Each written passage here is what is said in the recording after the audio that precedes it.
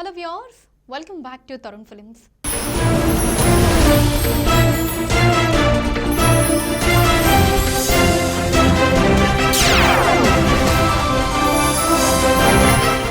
శ్రీ సూర్యనారాయణ స్వామి దేవస్థానం శ్రీకాకుళం జిల్లాలో శ్రీకాకుళం మండలంలో అరసవల్లి అనే గ్రామంలో ఉంది.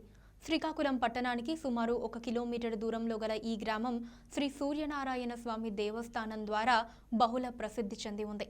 ఉత్తరాంధ్రలో ఇది ప్రసిద్ధ దేవాలయం. ఇది మన దేశంలో గల సూర్య దేవాలయాలలో ప్రాచీనమైంది. పద్మ పురాణం ప్రకారం ప్రజల క్షేమం కోసం కశ్యప మహర్షి ఈ దేవాలయ విగ్రహాన్ని ప్రతిష్ఠించినట్లు ఆధారాలున్నాయి. ఈ దేవాలయ నిర్మాణం కోసం ద్వాపర యుగం నాటి ఆధారాలు లభిస్తాయి. ఉషోదయ కిరణాలతో సమస్త జీవకోటిని నవ చైతన్యంతో ఉంచుతున్న ఆ సూర్య భగవానుడికి నిత్య పూజలు జరుగుతున్న ఆలయం అరసవల్లి. ఆ ఆలయంలో భాస్కరుణ్ణి పూజించిన వారు అన్ని కష్టాలు తొలగి హర్షంతో వెళ్తారని, కాబట్టి ఒకప్పుడు ఈ ఊరిని హర్షవల్లి అనేవారని, అదే క్రమేణా అరసవల్లిగా మారిందని ప్రతీతి. మహాభాస్కర క్షేత్రంగా పిలుస్తున్న ఆ ఆలయానికి ఎంతో ఘనమైన చరిత్ర ఉందని స్థల పురాణం చెబుతోంది. ఆలయం తొలత దేవేంద్రునిచే నిర్మితమైందని పురాణ ప్రవచనం. క్రీస్తు శకం 1434లో తూర్పు గంగ వంశం అంతరించినంత వరకు ఆదిత్యుడికి నిత్య పూజలు కొనసాగించారు. ఇప్పుడు ఈ ఆలయ స్థల పురాణం గురించి తెలుసుకుందాం. కురు పాండవ యుద్ధంలో జరగబోయే బంధునాశనం చూడలేక బలరాముడు తీర్థయాత్రలకు బయలుదేరతాడు. వింధ్య పర్వతాలు దాటి దండకారణ్యం అధిగమించి మాధవవనములో పద్మనాభ పర్వత ప్రాంతంలో నివసిస్తూ ఉంటాడు. కరువు కాటకములతోనూ బాధపడుతున్న కళింగ ప్రజలు తమను ఈ బాధ నుండి విముక్తులను చేయవలసిందిగా బలరాముని ప్రార్థింపగా అతను తన ఆయుధమైన నాగలిని భూమిపై నాటి జలధార వచ్చినట్లుగా చేస్తాడు. బలదేవుని ఆయుధమైన నాగలి వల్ల ఉద్భవించింది కాబట్టి నాగావళి అని పిలువబడుతుంది. ఈ నాగావళి నదీ తీరమందు బలరాముడు 5 విశిష్ట శివాలయాలను నిర్మిస్తాడు. అందులో 4వది శ్రీకాకుళం పట్టణంలో వెలసిన ఉమారుద్ర కోటేశ్వర స్వామి ఆలయం. ఈ ఆలయాన్ని ప్రతిష్ఠించిన సమయంలో శ్రీ స్వామివారిని దేవతలందరూ కూడా దర్శించుకుని వెళ్ళిరి. అదేవిధంగా ఇంద్రుడు ఈ మహాలింగమును దర్శించుటకు వస్తాడు. అప్పటికే సమయం అయిపోతుంది. పిదప నందీశ్వరుడు, శృంగేశ్వరుడు, భృంగేశ్వరుడు, ద్వారపాలకులు శ్రీ స్వామివారిని దర్శించుటకు ఇది తగు సమయం కాదు అని వారిస్తారు. పిదప ఇంద్రుడు వారితో ఘర్షణకు దిగుతాడు. అప్పుడు నందీశ్వరుడు ఆగ్రహం వచ్చి కొమ్ములతో ఒక విసురు వేసెను.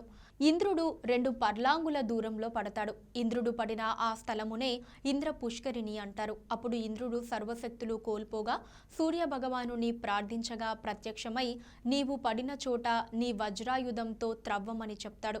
ఇంద్రుడు వజ్రాయుధంతో త్రవ్వగా అచట సూర్య భగవానుని విగ్రహం దొరికెను. దాంతోపాటు ఉష, ఛాయ, పద్మిని విగ్రహాలు కూడా లభించినవి. అచట ఇంద్రుడు దేవాలయమును కట్టి ప్రతిష్ఠించెను. అదే ఈనాటి అరసవెల్లి క్షేత్రం. అనంతరం శ్రీ ఉమారుద్ర కోటేశ్వర స్వామివారిని దర్శించుకుని జన్మ పునీతం చేసుకొనెను. ఈ దేవాలయంలో సంవత్సరానికి 2 పర్యాయాలు సూర్యకిరణాలు ఉదయ సంధ్యలో గర్భగుడిలో ఉన్న మూల విరాటు పాదాలకు సోకేలా నిర్మించబడటం ఒక ప్రత్యేకత. ప్రముఖ పుణ్యక్షేత్రం అరసవల్లి శ్రీ సూర్యనారాయణ స్వామి ఆలయంలోని మూల విరాట్టును సోమవారం ఉదయం సూర్యకిరణాలు తాకుతాయి. ఆదిత్యుని పాదాలను స్మృశించేందుకు బాణుడు చేసిన ప్రయత్నానికి వాతావరణం అనుకూలించింది. మేఘాలు తొలుత అడ్డుపడిన క్షణాల వ్యవధిలోనే మబ్బులు తొలగి స్వామివారి ముఖాన్ని కిరణాలు తాకటంతో భక్తులు తన్మయత్వం చెందారు. ముందుగా స్వామివారి పాదాలను స్మృశించిన కిరణాలు అక్కడి నుంచి ముఖం వరకు వచ్చి 6 నిమిషాల పాటు కనువిందు చేశారు. సూర్యకిరణాలు స్వామివారి పాదాల నుంచి ముఖం ఉత్తరాయణం నుంచి దక్షిణాయనానికి సూర్యుడు గమనం మార్చుకునే సందర్భంలో కిరణ స్పర్శ మూల విరాట్టును తాకటం ఈ ఆలయ ప్రత్యేకత. సూర్యకిరణాలు స్వామివారి పాదాలను తాకి శిరస్సు వరకు వెళ్లే ఈ అద్భుత ఘట్టం ఏటా ఇక్కడ కనువిందు చేస్తోంది. కేవలం 3 నుంచి 4 నిమిషాల పాటు మాత్రమే ఈ దృశ్యం గోచరిస్తుంది. ఈ అపురూప దృశ్యాన్ని తిలకించేందుకు ఇతర రాష్ట్రాల నుంచి కూడా భక్తులు భారీగా తరలివస్తారు. ఉత్తరాయణంలో మార్చి 9, 10 తేదీలు, అలాగే దక్షిణాయనంలో అక్టోబర్ 1, 2 తేదీల్లోనూ సూర్యకిరణాలు మూల విరాట్టును తాకుతాయి. సోమవారం ఈ దృశ్యాన్ని దర్శించుకునేందుకు వచ్చిన భక్తులు కనులారా వీక్షించారు. సూర్యకిరణాలు ఆలయంలోని సూర్య భగవానుణ్ణి తాకే సమయంలో స్వామివారిని దర్శించుకుంటే విజయం తథ్యమని భక్తులు విశ్వసిస్తూ ఉంటారు. లేలేత కిరణాలు స్పృశించిన సూర్యనారాయణుణ్ణి దర్శించుకుంటే అన్ని రుగ్మతులు తొలగిపోతాయని భక్తులు నమ్ముతారు. మన దేశంలోని సూర్య దేవాలయాలలో ఇది అత్యంత ప్రాచీనమైంది. పద్మపురాణం ప్రకారం ప్రజల క్షేమం కోసం కశ్యప మహర్షి ఈ దేవాలయ విగ్రహాన్ని ప్రతిష్ఠించినట్లు ఆధారాలున్నాయి. సాక్షాత్తు ఇంద్రుడే ఈ ఆలయం నిర్మించాడని, దీని పక్కనే ఉన్న కోనేరును ఇంద్ర పుష్కరిణి అని అంటారు. సో చూసారు కదా వ్యూయర్స్, ఇలాంటి మరిన్ని విషయాల గురించి తెలుసుకోవడానికి మా ఛానల్ని తప్పకుండా సబ్స్క్రైబ్ చేసుకోండి.